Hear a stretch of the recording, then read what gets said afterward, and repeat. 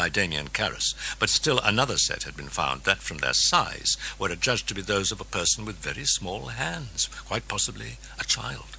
Item: the typing on the altar card had been analysed and compared with the typed impressions on the unfinished letter that Sharon Spencer had pulled from her typewriter, crumpled up, and tossed into a wastepaper basket while Kinderman had been questioning Chris. He had picked it up and smuggled it out of the house. The typing on this letter and the typing on the altar card sheet had been done on the same machine. According to the report, however, the person who had typed the blasphemous text had a touch far heavier than Sharon Spencer's. Item: Burke Dennings, if his death was not an accident, had been killed by a person of extraordinary strength. Item: Engstrom was no longer a suspect. Item: a check of domestic airline reservations disclosed that Chris McNeil had taken her daughter to Dayton, Ohio. Kinderman had known that the daughter was ill and was being taken to a clinic, but the clinic in Dayton would have to be Barringer. Kinderman had checked, and the clinic confirmed that the daughter had been in for observation. Though the clinic refused to state the nature of the illness, it was obviously a serious mental disorder. Item: serious mental disorders at times cause extraordinary strength. Kinderman went down to the garage, got into the unmarked black sedan, and drove to the Georgetown area, where he parked and sat, staring at Reagan's window. Should he knock at the door and demand to see her? He rubbed at his brow. William F. Kinderman, you are sick. You are ill. Go home. Take medicine. Sleep. A cab pulled up to the house. He started the engine and turned on the windshield wipers. From the cab stepped a tall old man. He paid the driver, turned, and stood motionless, staring at the house. The cab pulled away, and Kinderman quickly pulled out to follow. The detective blinked his lights at the taxi. Inside, at that moment, Carus and Carl pinned Reagan's arms, while Sharon injected her with Librium, bringing the total amount injected in the last 2 hours to 400 milligrams. Carus would assist the exorcist, Lancaster Merrin, the Chancery Office told him. The news had stunned him. Merrin, the philosopher, the soaring, staggering intellect. His books had stirred ferment in the church, for they interpreted his faith in the terms of science, in terms of a matter that was still evolving, destined to be spirit and joined to God. Carus had telephoned Chris at once to convey the news and told her not to expect too much. He knew that an exorcism often took weeks, even months, knew that frequently it failed altogether. He himself had been the natural choice for exorcist, yet the bishop had passed him over. Why? Because Merrin had done this before. He recalled that exorcists were selected on the basis of piety and high moral qualities, that a passage in the Gospel of Matthew related that Christ, when asked by his disciples the cause of their failure in an effort at exorcism, had answered them, "Because of your little faith." The provincial had known about his problem. So had the president, Carus reflected, had either told the bishop. He felt somehow unworthy, incompetent, rejected. It stung, unreasonably. It stung. He held Reagan while Sharon administered the Librium injection that now brought the total dosage up to 500 milligrams. He went down to the kitchen, where he found Chris sitting alone at the table. She was pouring brandy into her coffee. The shouts above finally ceased. "I guess the Librium took hold," he said gratefully. Chiming of the doorbell. Chris got up abruptly and went to the living room. She parted a curtain and peered furtively through the window at her caller. Thank God, not Kinderman. She was looking instead at a tall old man in a threadbare raincoat, his head bowed patiently in the rain. He carried a worn, old-fashioned valise. Chris walked to the entry hall. She opened the door. The man's hat brim obscured his face. "Mrs. McNeil?" came a voice from the shadows. It was gentle, refined, yet as full as a harvest. Suddenly she was looking into eyes that overwhelmed her, that shone with intelligence and kindly understanding, with serenity that poured from them into her being like the waters of a warm and healing river, whose source was both in him, yet somehow beyond him, whose flow was contained and yet headlong and endless.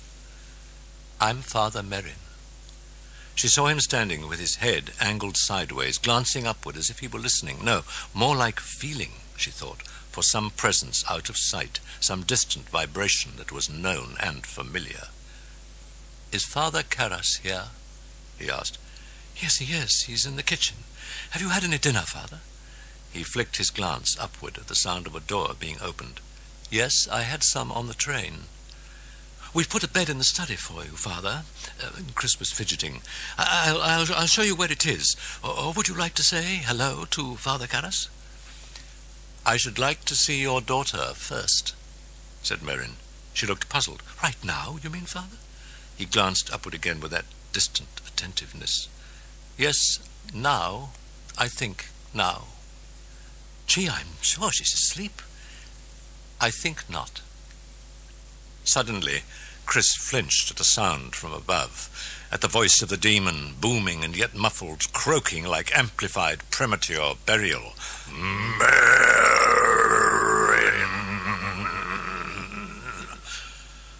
Then the massive and shiveringly hollow jolt of a single blow against the bedroom wall. "God Almighty," Chris breathed as she clutched a pale hand against her chest. The priest hadn't moved. He was still staring upward, intense and yet serene, and in his eyes there was not even a hint of surprise. It was more, Chris thought, like recognition. Another blow shook the walls.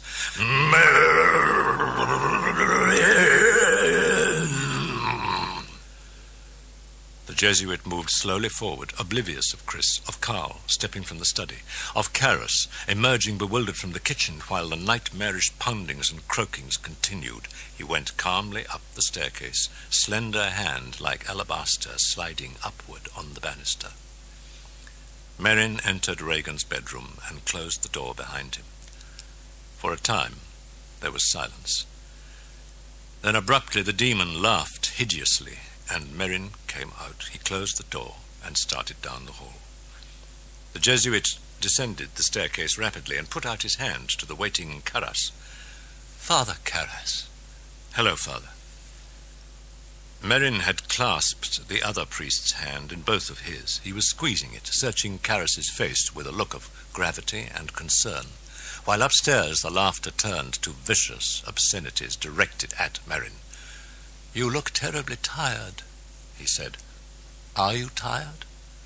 "Not at all. Why do you ask?" "I should like you to go to the residence, Damien, and gather up a cassock for myself, 2 surplices, a purple stole, some holy water, and 2 copies of the Roman ritual.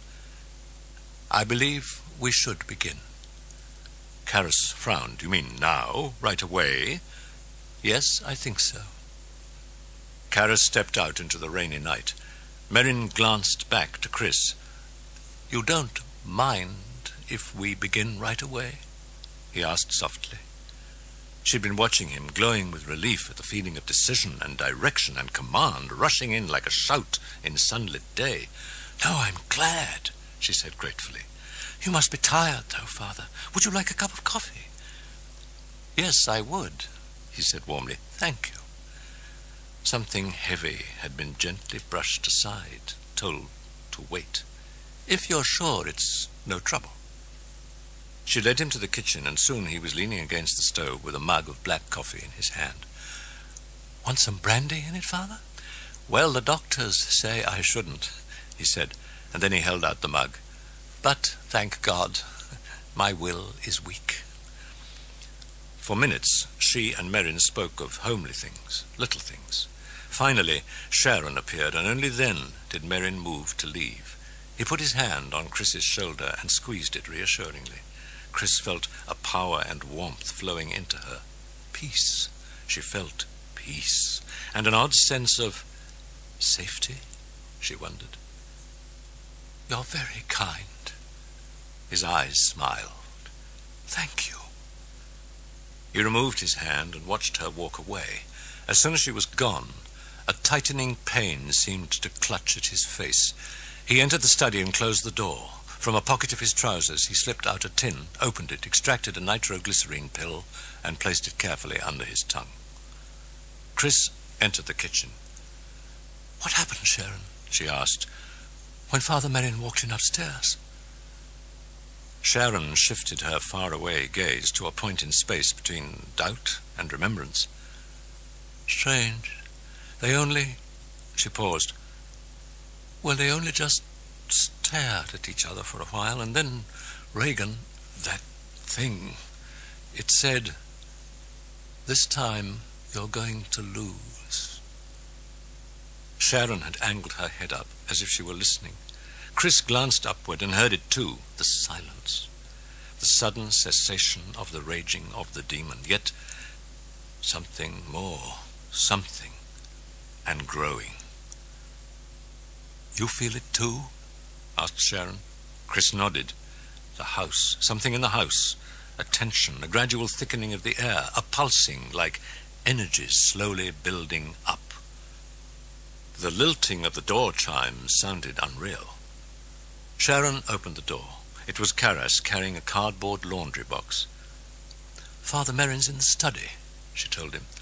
Karas moved quickly to the study and entered with the box. Merrin, in trousers and T-shirt, kneeled in prayer beside the rented bed, his forehead bent low to his tight-clasped hands.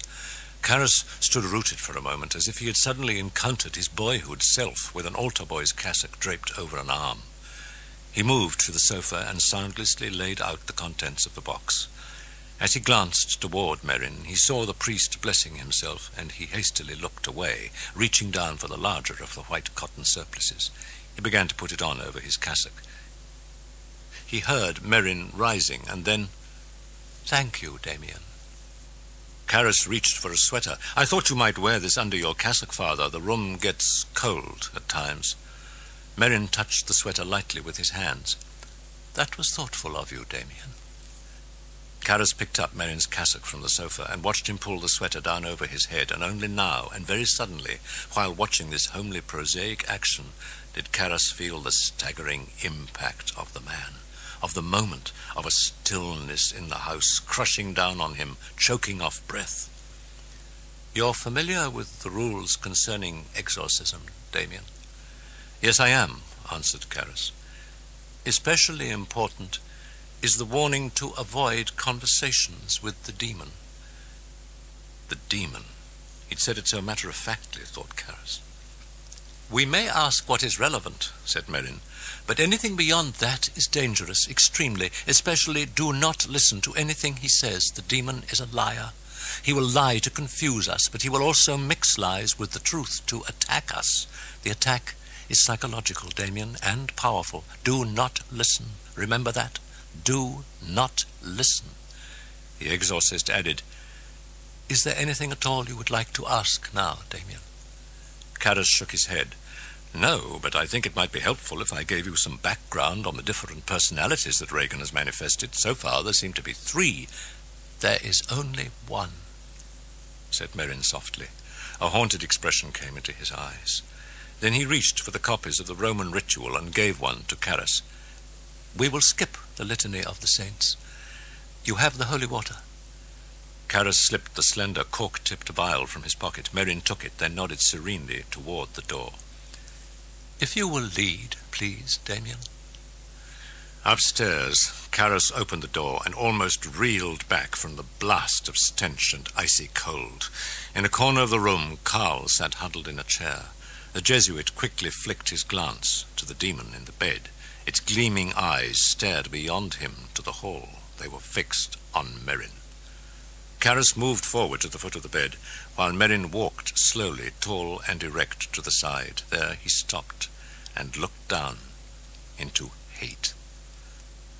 A mothering stillness hung over the room. Then Regan licked a wolfish blackened tongue across her cracked and swollen lips. "Well, proud scum, at last you've come." The old priest lifted his hand and traced the sign of the cross above the bed, and then repeated the gesture toward all in the room. Turning back, he plucked the cap from the vial of holy water. "Ah, yes, the holy urine now, the semen of the saints." Merrin lifted up the vial, and the face of the demon grew livid, contorted. "Oh, will you, bastard? Will you?" Merrin started sprinkling. The demon jerked its head up, the mouth and the neck muscles trembling with rage. Yes, sprinkle, Merrin, drench us. Drown us in your sweat. Your sweat is sanctified. Saint Merrin, bend and fart out clouds of incense. Bend and show the holy rump that we may worship it and adore it. Kiss it, lick it, blast. Be silent! The words flung forth like bolts. Karras flinched in wonder at Merrin, who stared commandingly at Regan, and the demon was silent. Was returning his stare, but the eyes were now hesitant, blinking, wary. Merrin kneeled down beside the bed and closed his eyes in murmured prayer. "Our Father," he began. Regan spat and hit Merrin in the face with a yellowish glob of mucus. It oozed slowly down the exorcist's cheek. "Thy kingdom come." Merrin continued the prayer without a pause, while his hand plucked a handkerchief out of his pocket and unhurriedly wiped away the spittle. "And lead us not into temptation, but deliver us from evil," responded Karras. He felt something in the room congealing. He returned to his text to follow Merrin's prayer. "God and Father of our Lord Jesus Christ, I appeal to your holy name, humbly begging your kindness, that you may graciously grant me help against this unclean spirit, now tormenting this creature of yours, through Christ our Lord." "Amen," responded Karras. Now Merrin stood up. "God and defender of the human race, look down in pity on this, your servant, Regan Teresa MacNeil, now trapped in the coils of man's ancient enemy, sworn foe of our race, who—" Karras glanced up as he heard Regan hissing, saw her sitting erect with the whites of her eyes exposed, while her tongue flicked in and out rapidly, head weaving slowly back and forth like a cobra's. He looked back at his text. "Save your servant," prayed Merrin, reading from the ritual. "Who trusts in you, my God," answered Karras. "Let her find in you, Lord, a fortified tower in the face of the enemy." As Merrin continued with the next line, Karras heard a gasp from Sharon behind him.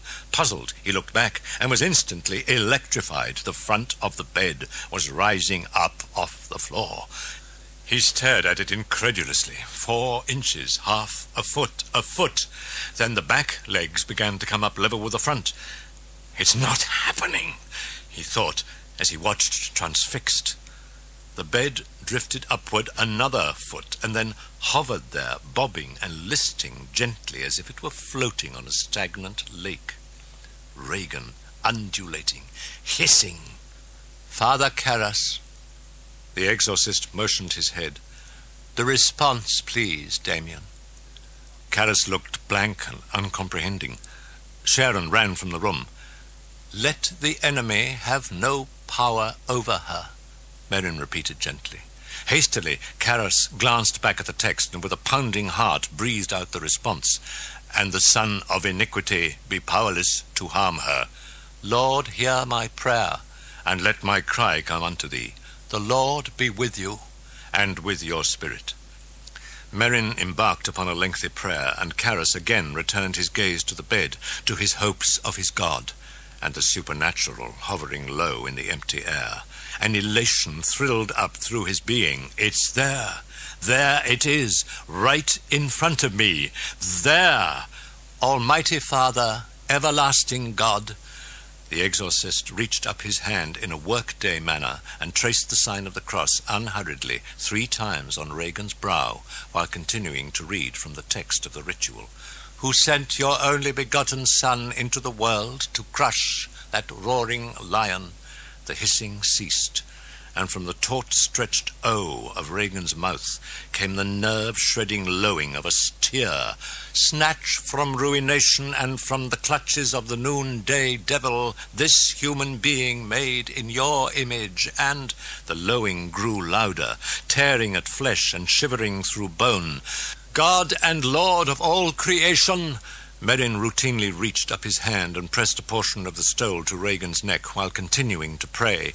By whose might Satan was made to fall from heaven like lightning, strike terror into the beast now laying waste your vineyard. The bellowing ceased, a ringing silence.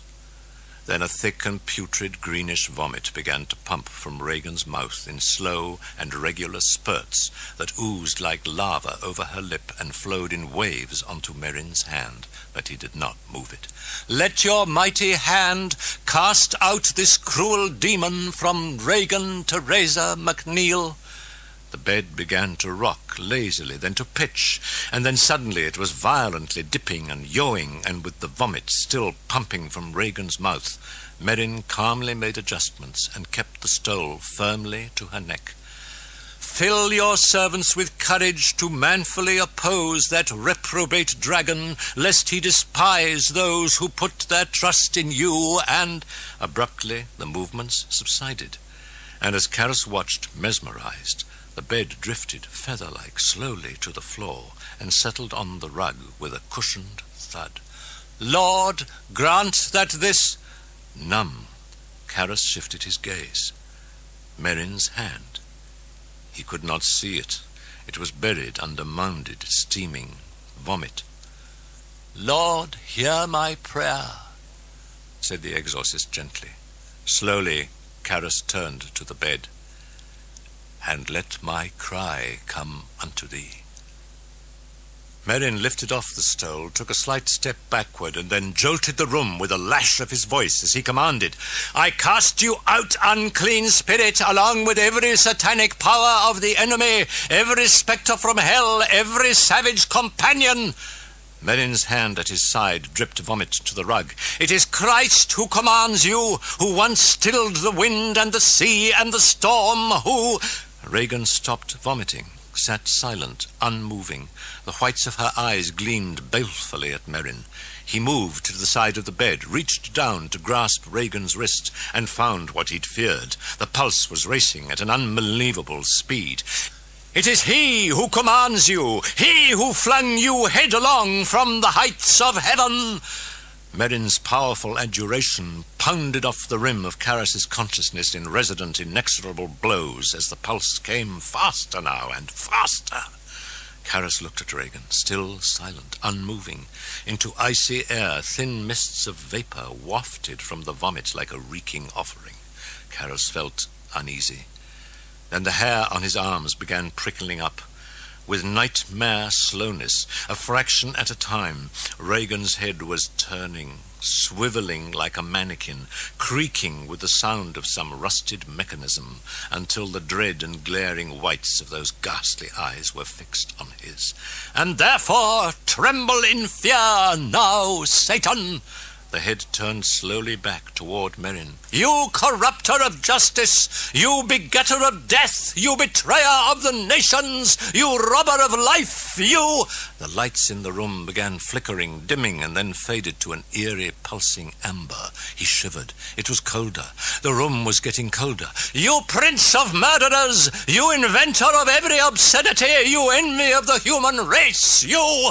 A muffled pounding jolted the room, then another, then steadily, shuddering through walls, through the floor, through the ceiling, splintering, throbbing at a ponderous rate like the beating of a heart that was massive and diseased. Depart, you monster! Your place is in solitude. Your abode is in the nest of vipers. Get down and crawl with them. It is God himself who commands you. The blood of... The poundings grew louder, began to come ominously faster and faster. I adjure you, ancient serpent, and faster, by the judge of the living and the dead, by your creator, by the creator of all the universe, to...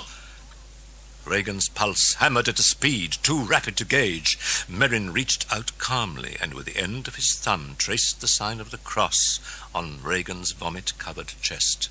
As Merrin prayed, the nightmarish poundings abruptly ceased.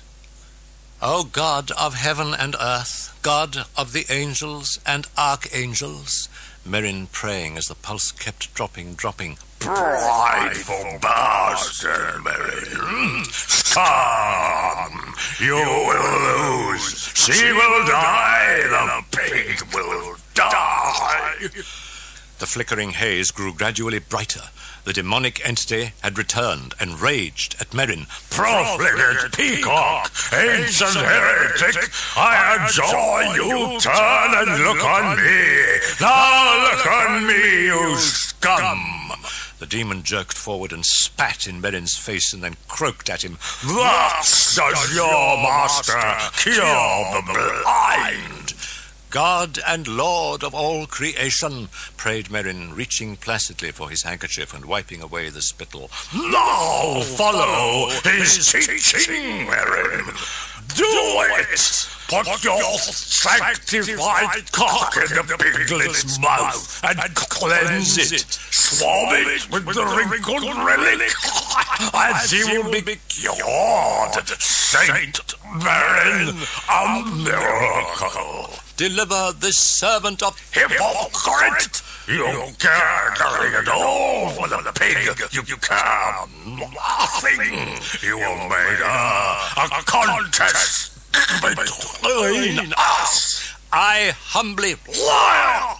Lying bastard! Tell us where is your humility, Merrin? In the desert, in the ruins, in the tombs where you fled to escape your fellow man, to escape from your inferiors, from the halt and the lame mind. Do you speak to men, you pious vomit?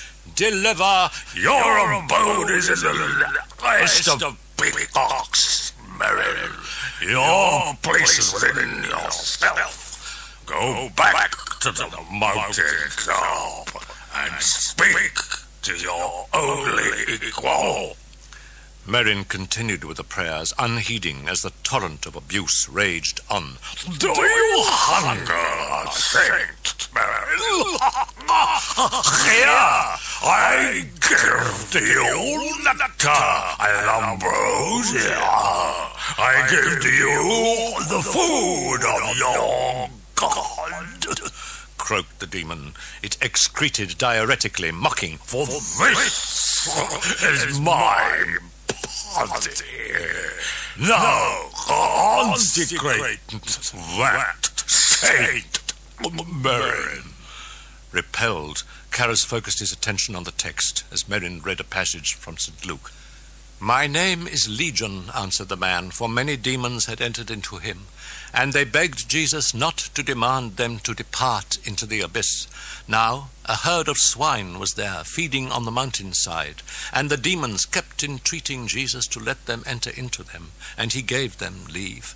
And the demons came out from the man and entered into the swine, and the herd rushed down the cliff and into the lake and were drowned.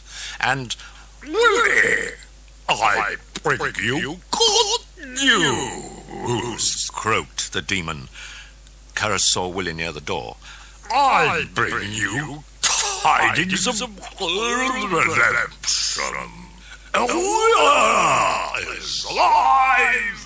She lives. She is a drow where she lives. Do not listen, do not listen. Carl was rushing Willie out of the room. Go and visit her on Mother's Day, Willie. Surprise her. Go and... Abruptly the demon broke off and fixed its eyes on Karras as he moved to Sharon to instruct her to prepare another injection. Do you want her? She is yours. Yes, the stable whore is yours. You may ride her as you wish. While she fantasizes nightly concerning you, Karras. She masturbates dreaming of your great priestly. Sharon crimsoned and kept her eyes averted as Karas gave instructions for the Librium. Sharon nodded. As she walked by the bed, Regan croaked at her, "Slut!" then jerked up and hit her face with a flung bolt of vomit. And while Sharon stood paralyzed and dripping, the Dennings personality appeared, rasping, "Stable whore! Cunt!" Sharon bolted from the room. The Dennings personality now grimaced with distaste. "Would someone crack a window open, please? It bloody stinks in this room. It's simply... No, don't! No, for heaven's sake, don't! Or someone else might be bloody well dead." And then it cackled, winked monstrously at Karas, and vanished. "It is he who expels you." "The demon? Does he?" Now the demon returned, and Merrin continued the adjurations, the applications of the stole, and the constant tracings of the sign of the cross, while it lashed him again obscenely. Too long, worried Karas. The fit was continuing far too long. "Now the soul comes, the mother of the piglet," mocked the demon. Karas turned and saw Chris coming toward him with a swab and disposable syringe. "Oh, yes! Come see your handiwork, soul mother! Come!" Chris tried not to look, while Karas pinned Regan's unresisting arms. "See the puke! See the murderous bitch! Are you pleased? It is you who have done it. Yes, you with your career before anything. Your career before your husband, before your divorce. Go to priests, will you? Priests will not help." Chris's hand began to shake. "She is mad. She is mad. The piglet is mad. You have driven her to madness and to murder, and..." "I can't." Chris was staring at the quivering syringe. "I can't do it." Karas plucked it from her fingers. "All right, swab it. Swab the arm. Over here," he told her. "In her coffin, you bitch!" "Don't listen," cautioned Karas. Now the demon jerked its head around, its eyes bulging fury. "And you, Karas!" Chris swabbed Regan's arm. "Now get out," Karas ordered her, flicking the needle into wasted flesh. She fled. "Yes, we know of your kindness of others, dear Karas," croaked the demon. The Jesuit blenched and for a moment didn't move. And slowly he drew the needle out and looked into eyes that had rolled upward into their sockets. Out of Regan's mouth came a slow, lilting singing, almost chanting, in a sweet, clear voice like a choir boy's. "Tanto mago sacramento veneremus hernui." It was a hymn sung at Catholic benediction. Weird and chilling, the singing was a vacuum into which Karas felt the horror of the evening rushing with a horrible clarity. He looked up and saw Merrin with a towel in his hands. With weary, tender movements, he wiped away the vomit from Regan's face and neck. "Et antiquum documentum." The singing. Whose voice? Wondered Karas. And then fragments. Dennings. The window. Haunted, he saw Sharon come back in and take the towel from Merrin. "I'll finish that, Father," she told him. "I'd like to change her and get her cleaned up. Could you both wait outside for a while?"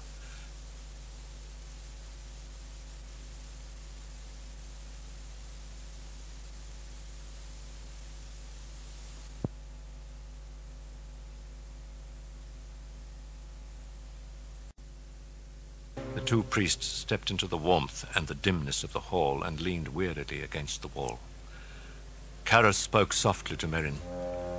You said earlier there was only one entity. Yes? All the others are but forms of attack, continued Merrin. There is one, only one. It is a demon. There was a silence. Then Merrin stated simply, I know you doubt this, but you see, this demon I have met once before, and he is powerful. Powerful. A silence. Karras spoke again. We say the demon cannot touch the victim's will. Yes, that is so, that is so. There is no sin. Then what would be the purpose of possession? Karras said. Who can know? Answered Merrin. I think the demon's target is not the possessed. It is us, the observers, every person in this house. I think the point is to make us despair, to reject our own humanity, Damien, to see ourselves as ultimately bestial, as ultimately vile and putrescent, without dignity, ugly, unworthy. I think belief in God is not a matter of reason at all. I think it finally is a matter of love, of accepting the possibility that God could love us. The lilting singing could still be heard in the bedroom. Merrin looked up at the door. And yet, even from this, from evil, will come good. In some way that we may never understand or ever see. Perhaps evil is the crucible of goodness, he brooded. And perhaps even Satan.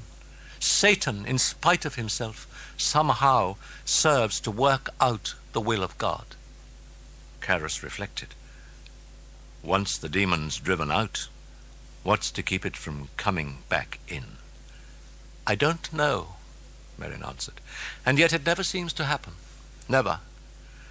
Karras heard exhaustion in the voice, and something else, something like repression of pain. Abruptly, Merrin excused himself and hurried down the hall to the bathroom. What was wrong, wondered Karras. Sharon came out of the bedroom with a foul-smelling bundle of bedding and clothing. She's sleeping now, she said, and moved off down the hall. Karras took a deep breath and returned to the bedroom, felt the cold, smelled the stench. He walked slowly to the bedside. Regan. Asleep, at last. He reached down and gripped Regan's thin wrist, looking at his watch. Why you do this to me, Dimmy? His heart froze. Why you do this? The priest could not move, did not breathe, did not dare to glance over to that sorrowful voice, did not dare see those eyes really there, eyes accusing, eyes lonely. His mother. His mother. You leave me to be priest, Dimmy. Send me institution. Now you chase me away. Why you do this? His head throbbing, heart in his throat, Karras shut his eyes tightly as the voice grew imploring, frightened, tearful. You always goodbye, Dimmy. Please, I am afraid. No, chase me outside, Dimmy. Please, outside, nothing. Only dark. You're not my mother, Karras whispered. Dimmy, please. You're not my... Oh, for heaven's sake, Karras. Dennings. Look, it simply isn't fair to drive us out of here, really. I mean, speaking for myself, it's only justice I should be here. Little bitch. She took my body, and I think it only right that I ought to be allowed to stay in hers, don't you think? Oh, for Christ's sake, Karras, look at me now. Would you come along? It isn't very often I get out to speak my piece. Just turn around now. Karras opened up his eyes and saw the Dennings personality. There, that's better. Look, she killed me. I heard her moaning upstairs, so up I went, and don't you know, she bloody took me by the throat, the little cunt. Christ, I've never in my life seen such strength. Began to scream that I was diddling her mother or something, or that I caused the divorce, some such thing. It wasn't clear, but I tell you, love, she pushed me out the bloody fucking window. She killed me. Fucking killed me. Now, you think it's bloody fair to throw me out? Come along now, Karras, answer me. You think it really fair? I mean, do you... How was the head turned around? Asked Karras. Dennings shifted his gaze. Oh, well, that was an accident. I hit the steps, you know. It was freaky. Dimmy, please, don't make me be alone. His mother's voice again. If instead of be priest you was doctor, I live in nice house, Dimmy, not with the cockroach, not all by myself in the apartment. Dimmy, please. You're not my mother. Won't you face the truth, stinking scum? You believe what Merrin tells you? You believe him to be holy and good? Well, he's not. He's proud and unworthy. I will prove it to you, Karas. I will prove it by killing the piglet. She will die, and Merrin's God will not save her, Karas. You will not save her. She will die from Merrin's pride and your incompetence. Bangala, you should not have given her the Librium.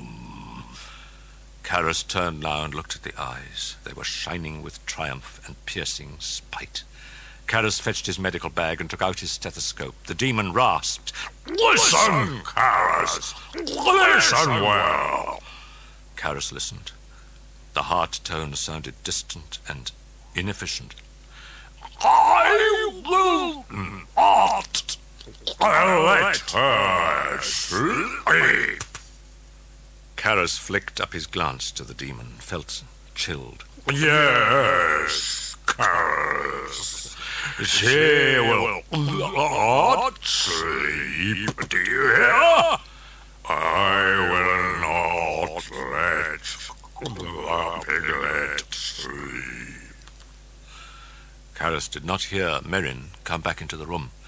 The exorcist stood by him at the side of the bed. "What is it?" he asked. Her heart's begun to work inefficiently. If she doesn't get rest soon, she'll die of cardiac exhaustion. I'm going to call in a cardiac specialist, Father. Merrin nodded. Karas went downstairs and telephoned a friend, a noted specialist at the Georgetown University Medical School. He was at the house in less than half an hour. In the bedroom, he reacted with bewilderment to the cold and the stench, and with horror and compassion to Regan's condition. She was now croaking gibberish. While the specialist examined her, she alternately sang and made animal noises. Then Dennings appeared and looked to Karas and complained. "What the hell are you doing? Can't you see the little bitch should be in hospital? She belongs in a madhouse, Karas. Now let's stop all this cunting mumbo-jumbo. If she dies, you know, it's your fault, all yours. I mean, just because he's stubborn doesn't mean you should behave like a snot. You're a doctor. You should know better, Karas. There's just a terrible shortage of housing these days." Back came the demon now, howling like a wolf. The specialist, expressionless, nodded at Karas. He was finished. They went into the hall where the specialist looked back at the bedroom door. "What the hell's going on in there, Father?" The Jesuit averted his face. "I can't say," he said softly. "What's the story?" The specialist's manner was somber. "She's got to stop that activity. Sleep. Go to sleep before the blood pressure drops. Is there anything I can do, Bill?" The specialist looked directly at Karas and said, "Pray." He said good night and walked away. Karas watched him, every artery and nerve begging rest, begging hope, begging miracles, though he knew none could be. You should not have given her the Librium. He turned back to the room. Merrin stood by the bedside. Karas shook his head. Merrin nodded. There was sadness in his face, then acceptance. And as he turned back to Regan, there was grim resolve. Merrin knelt by the bed. "Our Father," he began. Regan splattered him with dark and stinking bile. "You will lose. She will die. She will die." Karas picked up his copy of the ritual, opened it, looked up and stared at Regan. "Save your servant," prayed Merrin, "in the face of the enemy." In Karas's heart there was a desperate torment. "Go to sleep. Go to sleep," roared his will in a frenzy. But Regan did not sleep, not by dawn, not by noon, not by nightfall, not by Sunday, when the pulse rate was 140, while the fits continued unremittingly, while Karas and Merrin kept repeating the ritual, never sleeping, and Regan's shouting was as draining as her movements. Yet the blood pressure held, but how much longer? Karas agonized. "Ah, God, don't let her die. Don't let her die. Let her sleep." Never was he conscious that his thoughts were prayers, only that the prayers were never answered. At 7 o'clock that Sunday evening, Karas sat mutely next to Merrin in the bedroom, exhausted and racked by the demonic attacks, his lack of faith, his incompetence, his flight from his mother in search of status, and Regan. His fault. You should not have given her the Librium. Staring feverishly at Regan with red-veined eyes, Karas thought he heard a sound. Something creaked, and he realized it was coming from his own crusted eyelids. He turned toward Merrin. Karas worried about him, the lack of sleep, the demon's attacks. Karas glanced round at Regan. He checked her pulse, and then began to take a blood pressure reading. "Today, Mother Day, Dim." For a moment he couldn't move, felt his heart wrenched from his chest. Then he looked into those eyes that seemed not Regan's any more, but his mother's. "I not good to you? Why you leave me to die all alone, Dimmy? Why you—" Sharon came in to change the bedding. "Go rest for a little, Damien," urged Merrin. With a lump rising dry to his throat, Karas turned and left the bedroom. He left the house and crossed the street to the Jesuit residence hall, groped to his room, looked at his bed. Sleep. Half an hour. As he reached for the telephone to tell reception to awaken him, it rang. "Yes." "Hello," he answered hoarsely. "Someone waiting here to see you, Father Karas. A Mr. Kinderman." In reception, he saw Kinderman at the telephone switchboard counter. He gripped Karas by the elbow and propelled him toward the street. "I need advice, nothing more, just advice." "What about?" "Well, let's say I'm working on a case, Father Karas. Homicide." "Dennings?" No, purely hypothetical, like a ritual witchcraft murder, this looks. And let's say in this hypothetical house there are living 5 people and that one must be the killer. Now, I know this for a fact, but then the problem, all the evidence, well, it points to a child, Father Karas. A little girl, maybe 10, 12 years old, just a baby. She could maybe be my daughter." He kept his eyes fixed on the embankment beyond them.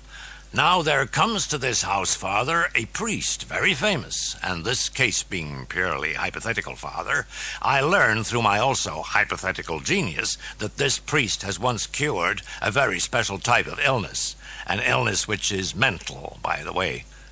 Karas felt himself turning grayer by the moment. "Now, also, there is Satanism involved in this illness, plus strength, yes, incredible strength. And this hypothetical girl, then, could twist a man's head around, you see. Now, the question, you see, the girl is not responsible, Father. She's demented," he shrugged, "and just a child," he shook his head. "And yet the illness that she has, it could be dangerous. She could kill someone else. Who's to know? It's a terrible decision, just awful. And I hate to be the one who has to make it, Father. Hypothetically, what do you believe would be the right thing to do?" The Jesuit met Kinderman's eyes and answered softly, "I would put it in the hands of a higher authority." "I believe it is there at this moment," breathed Kinderman. "Yes, and I would leave it there. The gaze is locked." "Thank you, Father. I feel better, much better. Oh, incidentally, you could maybe do a favor? Give a message. If you meet a man named Engstrom, tell him Elvira is in the clinic. She's all right. He'll understand. Would you do that?" "Sure," he said. "Sure." "Look, we couldn't make a film some night, Father." The Jesuit looked down and murmured, "Soon." The detective looked concerned. As he started away, he reached up a hand to the Jesuit's shoulder, squeezed. "Ilya Kazan sends regards." For a time, Karas watched him as he listed down the street, watched with wonder, with fondness and surprise at the heart's labyrinthine turnings. He waited, dared not risk another glance at the sunset. He looked up at Regan's window, then went back to the house.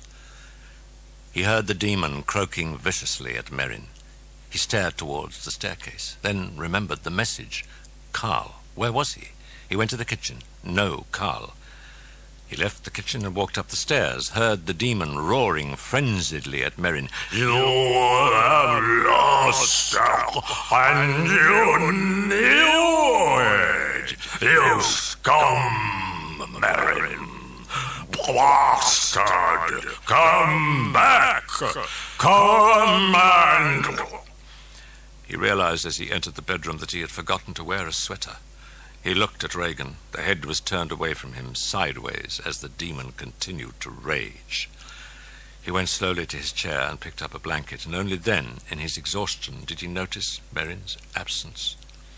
On the way back to Regan to take a blood pressure reading, he nearly stumbled over him.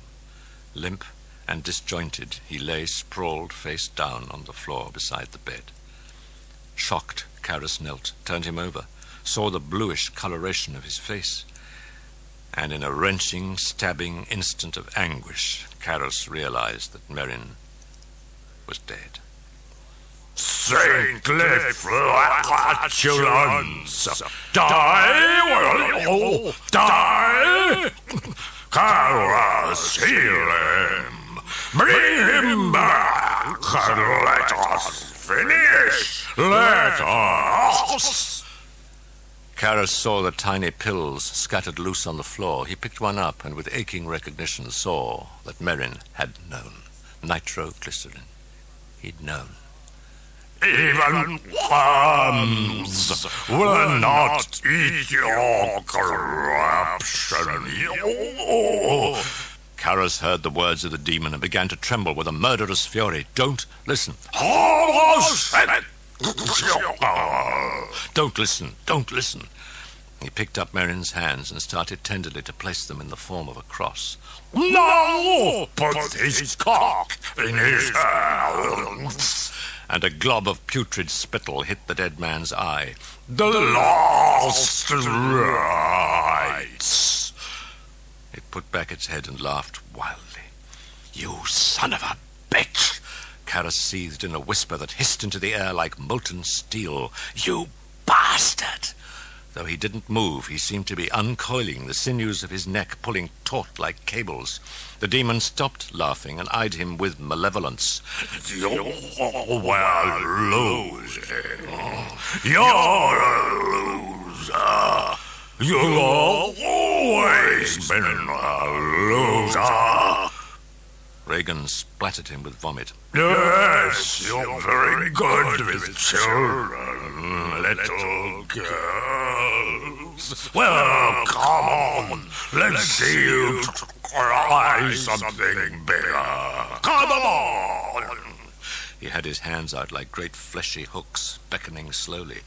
Come on, loser! Come on! Try me! Leave the girl and take me! Take me! Come into... Chris and Sharon heard the sound from above. Stumblings, sharp bumps against furniture, walls. Then the voice of... the demon? The demon. Obscenities, but another voice, alternating. Carus?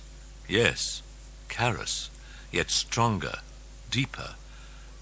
No, I won't let you hurt them. You're not going to hurt them. You're coming with...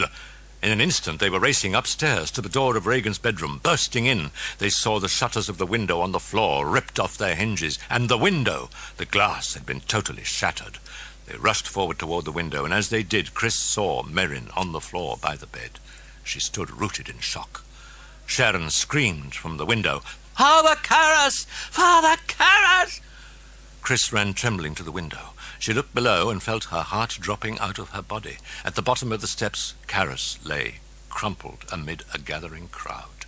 She stared, horrified, paralyzed, tried to move. "Mother!" A small, wan voice calling tearfully behind her.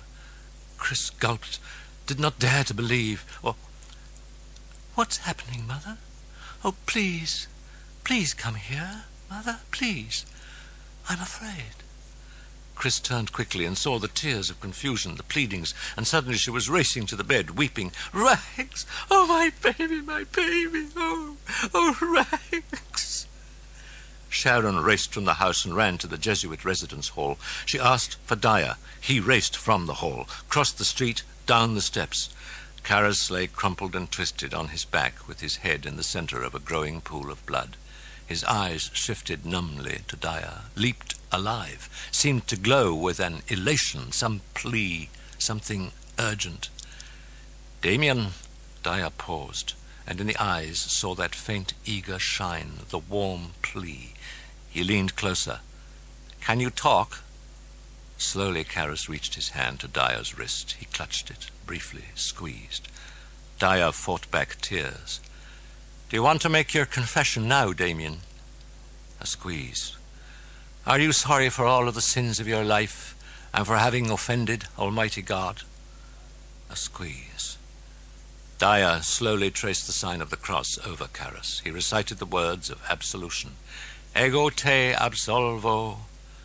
An enormous tear rolled down from a corner of Karas's eye, and now Dyer felt his wrist being squeezed even harder, continuously, as he finished the absolution. "In nomine Patris et Filii et Spiritus Sancti. Amen." The pressure on his wrist abruptly slackened. He pulled back his head and saw the eyes filled with peace, and with something mysteriously like joy at the end of heart's longing. The eyes were still staring, but at nothing in this world, nothing here. He lowered his head and wept. The wail of the ambulance siren lifted shrill into night above the river until the driver remembered that time no longer mattered. He cut it off.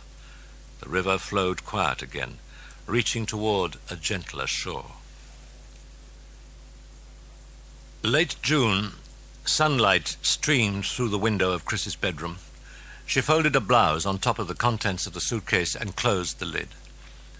It was now 6 weeks since the deaths of the priests, since the shock, since the closed investigation by Kinderman. And still there were no answers, only haunting speculation and frequent awakenings from sleep in tears. The death of Merrin had been caused by coronary artery disease, but as for Karas, baffling, Kinderman had wheezed. Not the girl, he decided. She'd been firmly secured by restraining straps and sheet. Obviously, Karas had ripped away the shutters, leaping through the window to deliberate death. But why? Fear? An attempt to escape something horrible? No. Kinderman had quickly ruled it out. Had he wished to escape, he could have gone out the door. Nor was Karas in any case a man who would run. But then, why the fatal leap? For Kinderman, the answer began to take shape in a statement by Dyer, making mention of Karas's emotional conflicts, his guilt about his mother, her death, his problem of faith, and when Kinderman added to these the continuous lack of sleep for several days, the concern and the guilt over Reagan's imminent death, the demonic attacks in the form of his mother, and finally the shock of Merrin's death, he sadly concluded that Karas's mind had snapped, had been shattered by the burden of guilt he could no longer endure. Moreover, in investigating Denning's death, the detective had learned from his readings on possession that exorcists frequently became possessed, and through just such causes as might here have been present, strong feelings of guilt and the need to be punished added to the power of autosuggestion. Karas had been ripe, and the sounds of struggle, the priest's altered voice heard by both Chris and Sharon, these seemed to lend weight to the detective's hypothesis. But Dyer had refused to accept it. Again and again he returned to the house during Reagan's convalescence to talk to Chris. He asked over and over again if Reagan was now able to recall what had happened in the bedroom that night, but the answer was always a headshake or a no, and finally the case was closed. Now Chris poked her head into Reagan's bedroom, saw her daughter with 2 stuffed animals in her clutch, staring down with a child's discontent at the packed open suitcase on her bed. "How are you coming with your packing, honey?" Chris asked her. Reagan looked up, a little dark beneath the eyes. There's not enough room in this thing. She frowned. Well, you can't take it all, sweetheart. Leave it, and Willie will bring the rest. Come on, baby, or we'll miss our plane. They were catching an afternoon flight to Los Angeles. The door chimes rang. Chris opened the door. Hi, Chris. It was Father Dyer. Just came by to say so long. She took his hand and drew him in. They went to the kitchen where they sat at the table, drank coffee. They were silent together while Dyer stared down into his cup, into sadness. Chris read his thought. She still can't remember, she said gently. I'm sorry. You said Father Karras had a problem with his faith. Dyer nodded. I can't believe that, she said. I've never seen such faith in my life. Taxi here, madam. Oh, thanks, Carl. Okay. She and Dyer stood up. No, you stay, Father. I'll be right down. I'm just going upstairs to get rags. He nodded absently and watched her leave. He was thinking of Karras's puzzling last words, the shouts overheard from below before his death. There was something there. What was it? He didn't know. Both Chris's and Sharon's recollections had been vague, but now he thought once again of that mysterious look of joy in Karras's eyes, and something else he suddenly remembered, a deep and fiercely shining glint of triumph. He wasn't sure, yet oddly he felt lighter. Why lighter? He wondered. He walked to the entry hall, then turned at the sounds of footsteps coming down the staircase. Chris and Regan, hand in hand. Chris kissed his cheek, then she held out her hand to it, probing his eyes tenderly. It's all right, he said. Then he shrugged.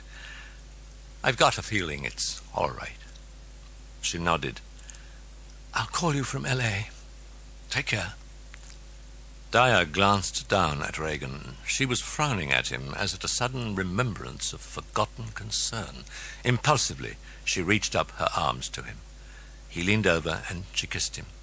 Then she stood for a moment, still staring at him oddly. No, not at him, at his round Roman collar.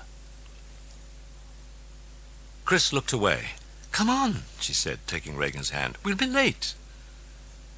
Chris waved through the window. The taxi pulled away. Soon the cab turned a corner and was gone. From across the street, Dyer heard a squeal of brakes. He looked. A police car. Kinderman emerging. He waved. I came to say goodbye. You just missed them. Kinderman looked down the street and shook his head. How's the girl? She seemed fine. Ah, that's good. Very good. Well, that's all that's important. Well, back to business, he wheezed. Back to work. Bye now, Father. He turned and took a step toward the squad car, then stopped and turned back. You go to films, Father Dyer? Do you like them? Oh, sure. I get passes. In fact, I've got a pass for the Crest tomorrow night. You'd like to go? Dyer had his hands in his pockets. What's playing? Wuthering Heights. I've seen it, said Dyer without expression. Kinderman stared limply for a moment, looked away. Another one, he murmured. Then he stepped to the sidewalk, hooked an arm through Dyer's, and slowly started walking him down the street. I'm reminded of a line in the film Casablanca, he said fondly. At the end, Humphrey Bogart says to Claude Rains, Louis, I think this is the beginning of a beautiful friendship. You know, you look a little bit like Bogart. Oh, you noticed? In forgetting, they were trying to remember.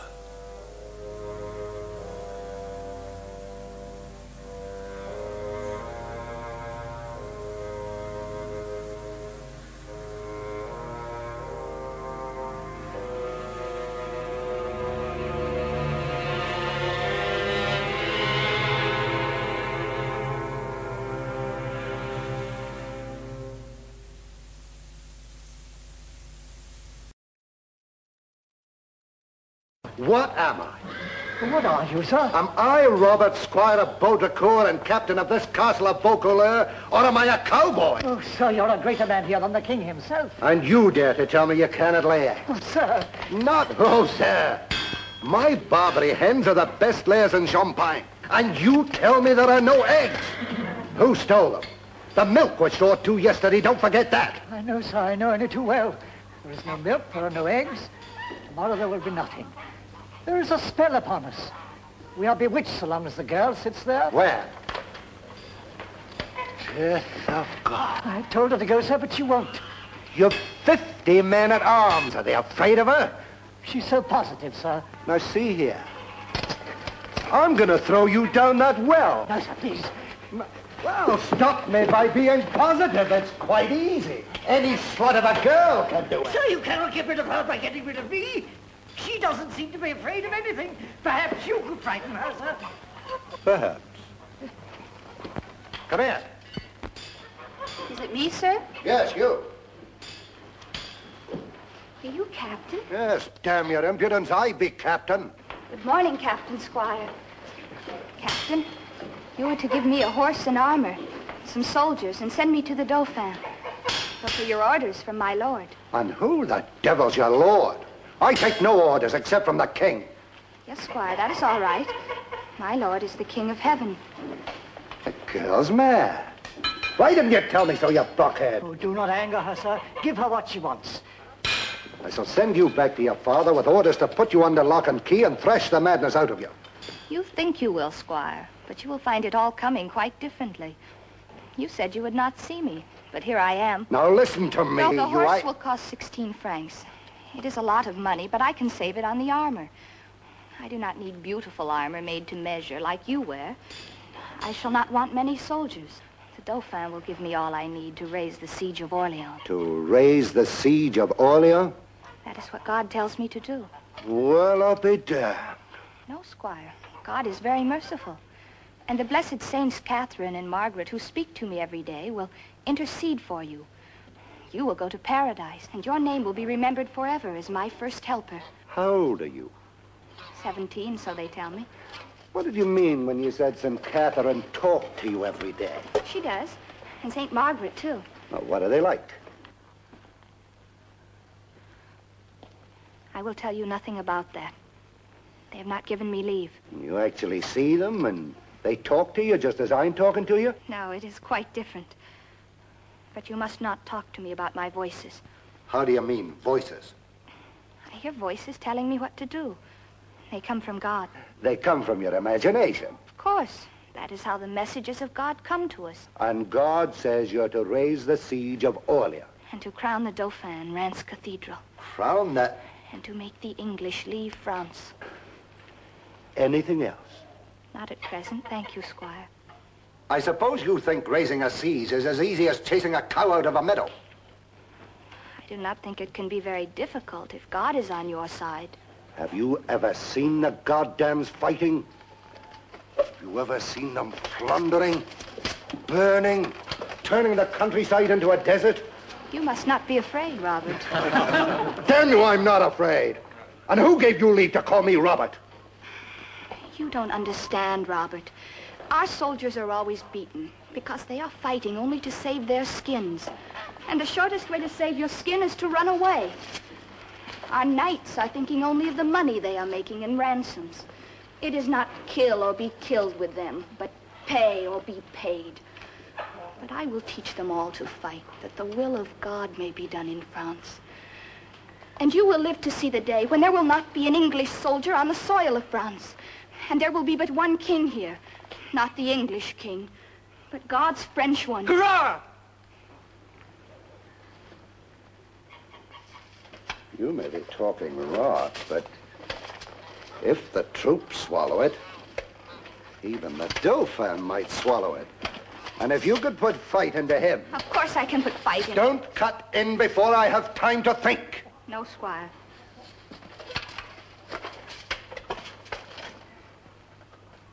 You, and you.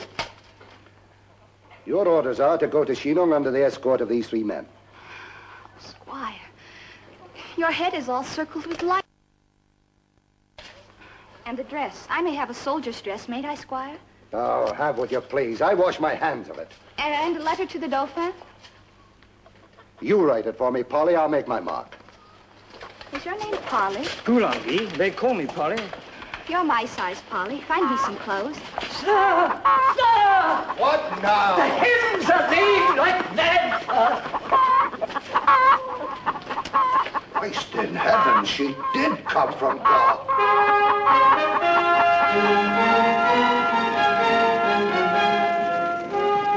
I'm alone. France is alone. And God is alone. And what is my loneliness before the loneliness of my country and my God? I see now that the loneliness of God is his strength. What would he be if he listened to your jealous little counsels? Well, my loneliness shall be my strength, too. It is better to be alone with God. His friendship will not fail me, nor his counsel, nor his love. In his strength, I will dare and dare until I die. I will go out now to the common people and let the love in their eyes comfort me for the hate in yours. You will all be glad to see me burnt. But if I go through the fire, I shall go through it to their hearts forever and ever. So God be with me.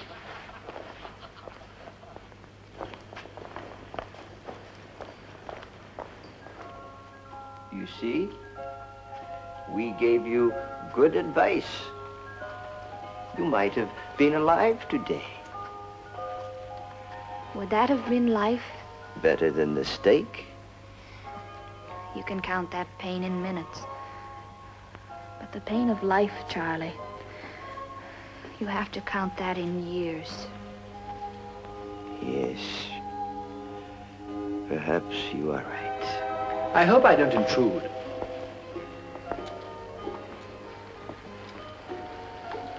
Who are you? I am the Earl of Warwick, madam.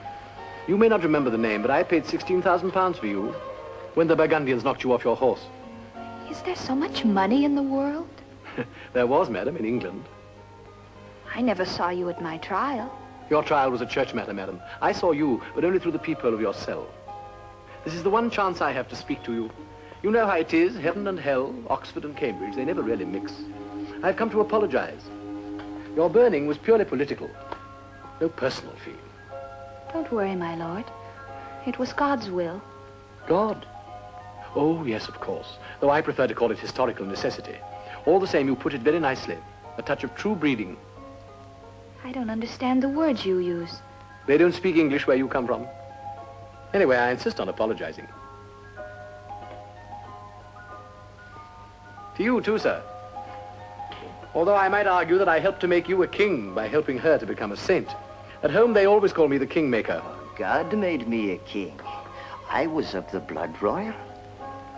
We mustn't put all the blame on God. Strange what mistakes even an intelligent man like me can make. Burning you seemed an obvious political necessity. I thought it would put an end to your legend, but here we are still talking about you. I see now it would have paid to be merciful and let her die of old age in her cell. Merciful.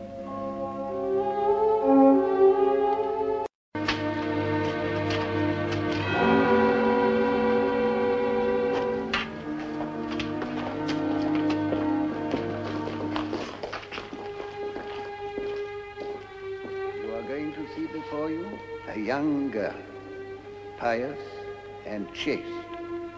For I must tell you that the things said of her by our English friends are supported by no evidence. Therefore you must be on your guard against your natural compassion. If you hate cruelty, and if any man here does not hate it, I command him on his soul's salvation to quit this holy court. I say, if you hate cruelty, Remember that nothing is so cruel in its consequences as the toleration of heresy. Remember also that no court of law can be so cruel as the common people. Before the Holy Inquisition existed, the unfortunate wretch suspected of heresy was stoned, torn in pieces, drowned, burned, without a trial. Anger is a bad counselor. Cast out anger. Pity is sometimes worse. Cast out pity. But do not cast out mercy. Remember only that justice comes first. Your Eminence, have you anything to say? You have spoken for me, and spoken better than I could.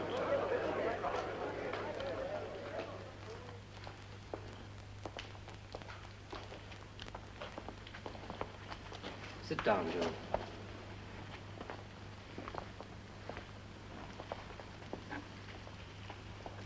Now, Joan, we've given you many hours to think. Are you prepared to swear on the Gospels to tell us the whole truth? I have said again and again that I will tell you all that concerns this trial. But God does not allow the whole truth to be told. How do you know that, woman? You do not understand it when I tell you. Do you defy this court of holy and learned men? Learned, perhaps. But it is an old saying that he who tells too much truth is sure to be hanged. Joan, try to put your trust in us. If we had wished to condemn you, would we have examined you 15 times?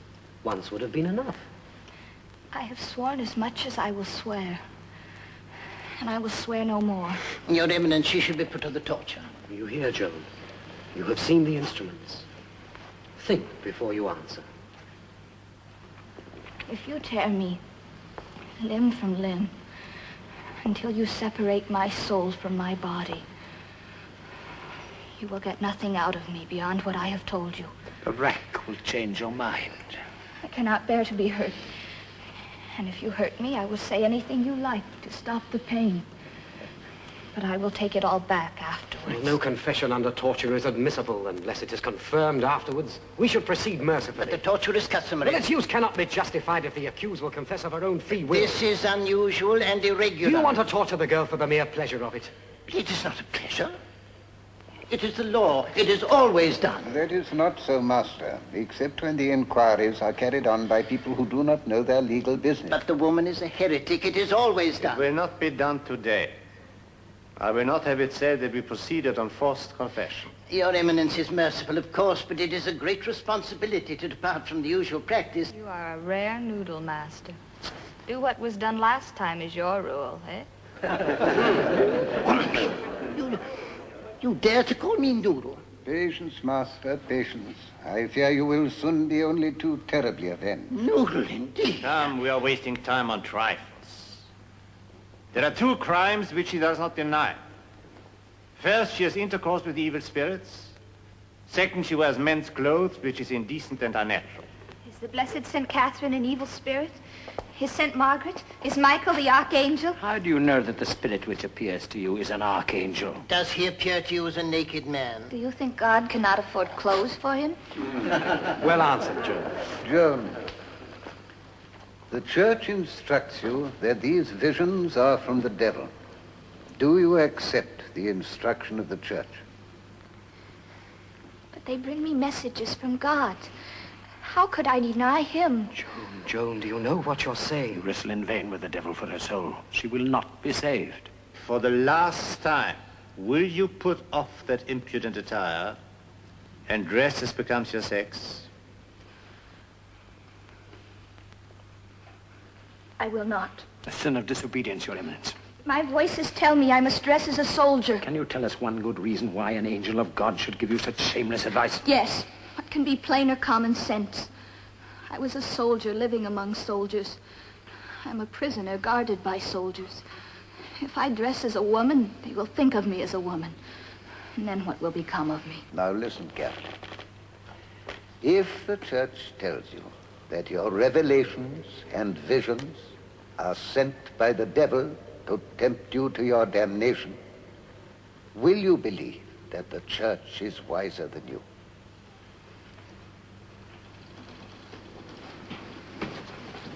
Answer, Joan. We are all trying to help you, Joan.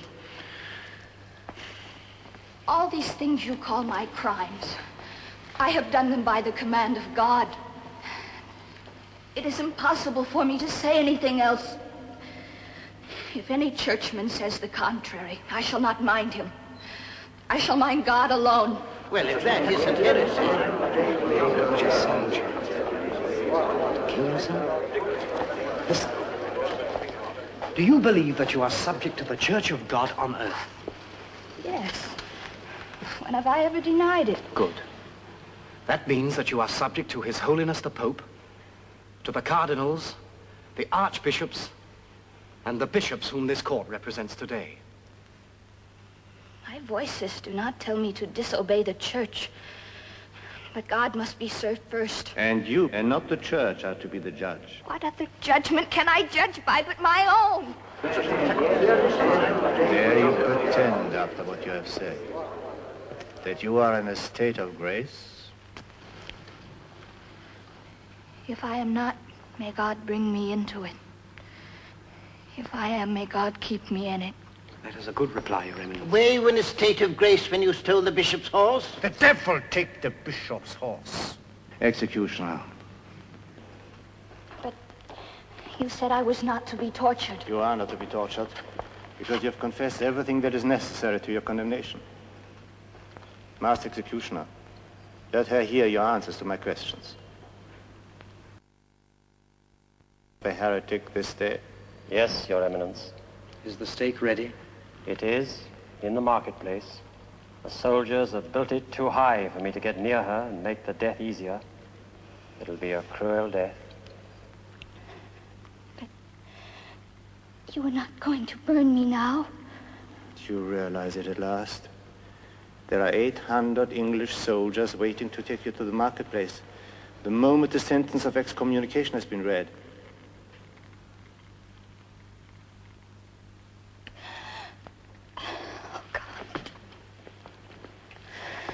Do not despair, Joan. The church is merciful. You can save yourself. Yes. My voices promised me I should not be burned. St. Catherine told me to be bold. Are you quite mad, child? Do you not see that your voices have deceived you? Have they kept a single promise to you since you were captured? The devil has betrayed you. The church holds out its arms to you. It is true. It is true. My voices have deceived me.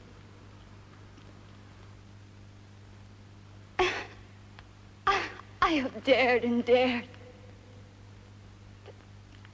Only a fool will walk into a fire.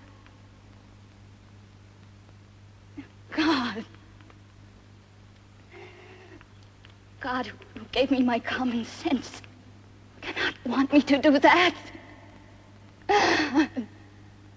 Oh, God. Oh, God. Oh, God.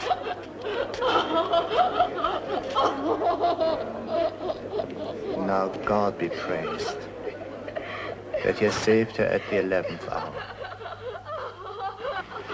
Your Eminence, do you mean that you are going to allow this woman to escape us? The law must take its course, Master Stockamber, and you know the law. I know that there is no faith in a Frenchman. I know what the Earl of Warwick will do when he learns that you intend to betray him. Silence, Master Stockamber. Think of your holy office, of what you are and where you are. I direct you to sit down. I will not sit down. This man has called me a traitor before. You are a traitor. You are all traitors. And you've been doing nothing but begging this damnable witch on your knees to save herself all through this trial. If you will not sit down, you must stand, that is all. I will not stand. Client. Your Eminence, here is the form of recantation. Read it, I, Joan, commonly called the Maid, do confess that I have most grievously sinned in the following articles. I have pretended to have revelations from God and the angels and the blessed saints. I confess to the sin of sedition, to the sin of idolatry, to the sin of disobedience, to the sin of pride, and to the sin of heresy. All of which sins I now renounce and will never return to my errors, but remain in communion with our holy church. All this I swear by God Almighty and the holy Gospels, in witness whereto I sign my name. Do you understand this, Joan? It is plain enough. And is it true?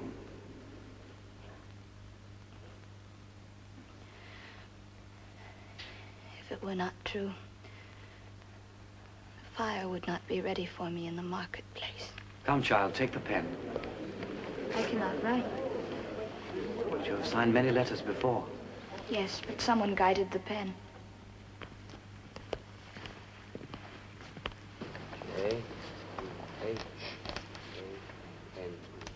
Make your mind. Praise be to God, my brothers, the Lamb has returned to the flock.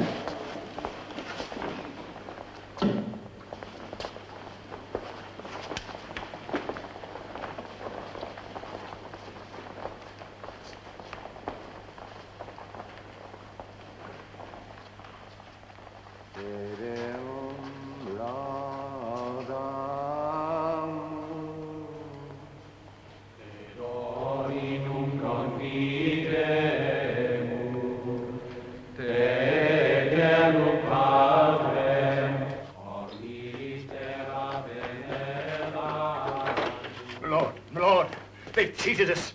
The witch has recanted. I thought it probable. You take it very calmly, my lord. What are we going to do? The angels may be on the side of the church, but I have 800 soldiers. Don't blame the church, my lord. It's these French priests. And what would you say if the Pope found her innocent? He's a foreigner too, my lord. And in England... One doesn't consider him infallible. Of course, my lord. In faith and in morals. But this is politics. Don't worry. She will burn before the Pope gets to hear of it. Captain?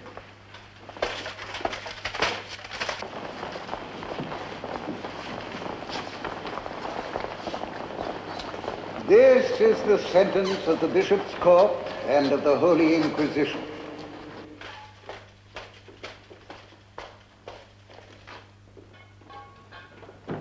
Because thou hast sinned most presumptuously against God and the Holy Church,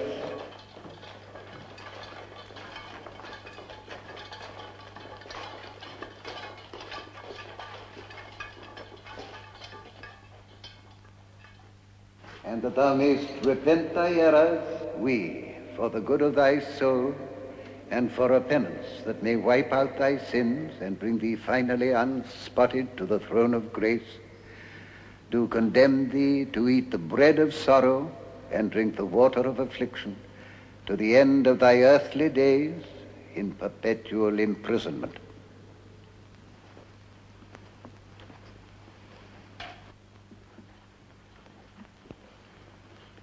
Perpetual imprisonment.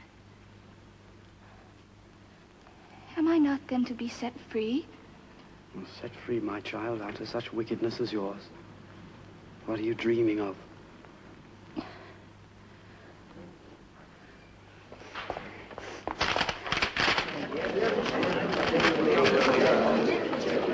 Light your fire. Do you think I dread it as much as the life of a rat in a hole?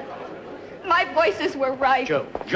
Yes, they told me you were fools, and that I was not to listen to your fine words, nor trust to your charity. You promised me my life, but you lied. You think that life is nothing but not being stone dead. It is not the bread and water I fear. I can live on bread. What have I asked for more?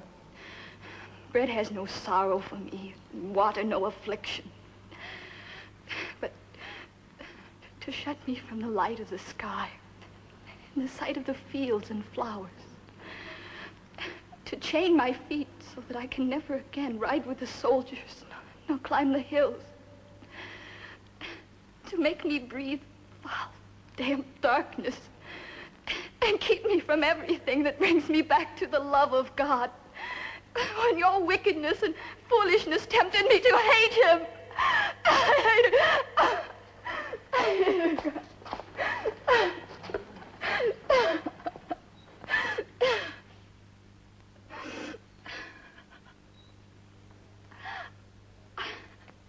I could do without my war horse.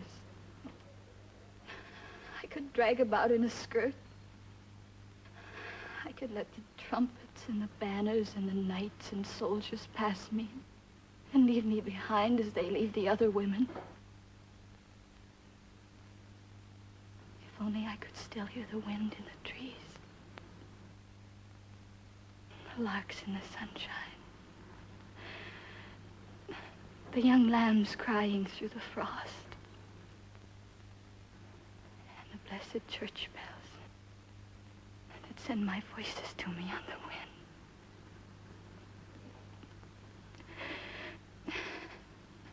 But without these things, I cannot live.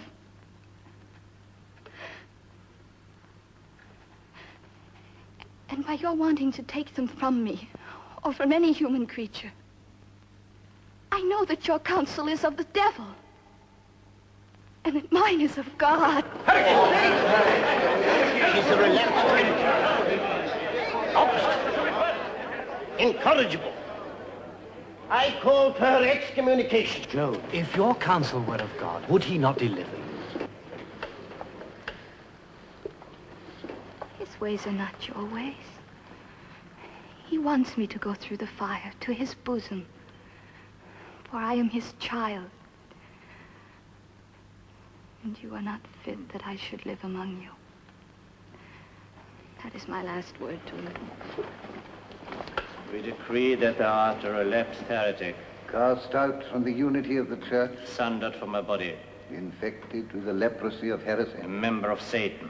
We declare that thou must be excommunicated. No, this is regular. You shall not have come in here. I have my orders. These English are impossible. We must stop them. Yes, but not too fast. If the English choose to put themselves in the wrong, it's not our business to put them in the right. A flaw in the procedure may be useful later on. One never knows. Besides, the sooner it's over, the better for that poor girl. It's a terrible thing to see a young and innocent creature crushed between the church and the law. You call her innocent? Quite innocent. She didn't understand a word we were saying. It's the ignorant who suffer.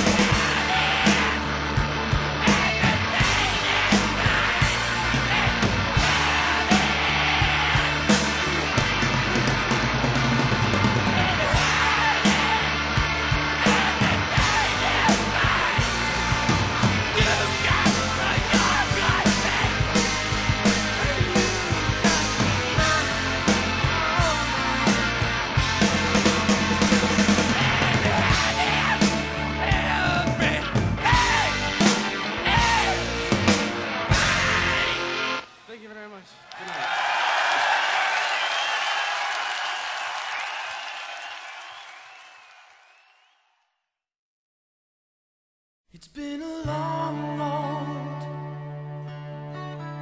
getting from there to here.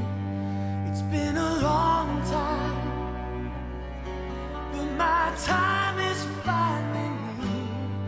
But I can feel a change in the wind right now. Nothing's in my way, and they're not gonna hold me down no more. No, they're not gonna hold me down, 'cause I've got faith of the heart, going where my heart will take me. I've got faith to believe I can do anything. I've got strength of the soul, no one's gonna bend or break me. I can reach and start. I've got faith. I've got faith. Faith of the heart.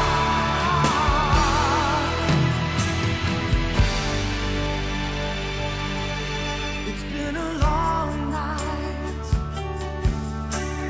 trying to find my way in through the darkness. Now I finally have my day, but I will see my dream come alive at night. I will touch the sky, and they're not gonna hold me down no more. No, they're not gonna change my mind, 'cause I've got faith of the heart, going where my heart will take me. I've got faith to believe I can do anything. I've got strength of the soul, no one's gonna bend or break me. I can reach and start. I've got faith. I've got faith of the heart. I've known a wind so cold and seen the darkest days, but now the winds I feel are only winds of change. I've been through the fire, I've been through the rain, but I've been fine. Faith of the heart, going where my heart will take me. I've got faith to believe I can do anything. I've got strength of the soul, and no one's gonna bend or break me. I can reach and start. I've got faith. I've got faith of the heart, going where my heart will take me. I've got strength of the soul, and no one's gonna bend or break me. I can reach and start. I've got faith. I've got faith. Faith of the heart.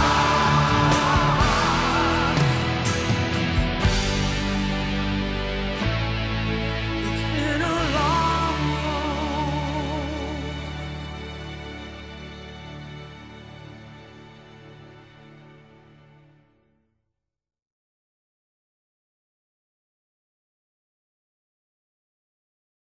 Who are you carrying all those bricks for, anyway?